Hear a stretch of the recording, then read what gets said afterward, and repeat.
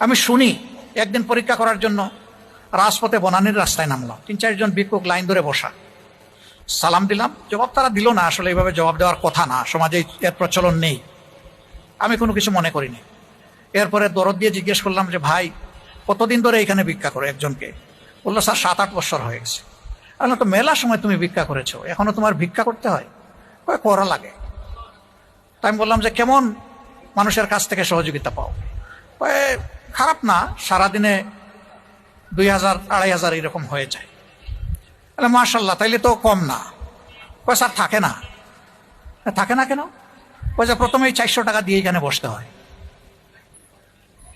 আমি জিজ্ঞাসা করলাম কারে দিতে হয়? আপনি বুঝে নেন। মানে সে আমার দিকে ইশারা করলো আর, যে আপনি বুঝে নেন। আমি বললাম এটা কি প্রতিদিন? স্যার শুরু করার আগে দিতে হয়, নইলে এখানে বসতে দেয় না। এখন বলে তো বড় ভিক্ষুক কে? ওই রাস্তায় যে বসে আছে, নাকি ডাকাতি করে যে চাঁদানে এসে? রাজার হস্ত করে সমস্ত কাঙ্গালের দন ছুরি, সেই কথার যেন বাস্তব প্রতিধ্বনি যারা এরকম করে।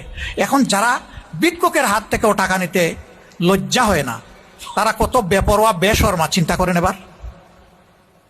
সেই চাঁদাবাজ, দখলদার, দুর্নীতিবাজ, মামলাবাজ, এই লোকগুলার কারণে আমাদের সমাজে নিরীহ মানুষের শান্তি নাই, একেবারেই নাই।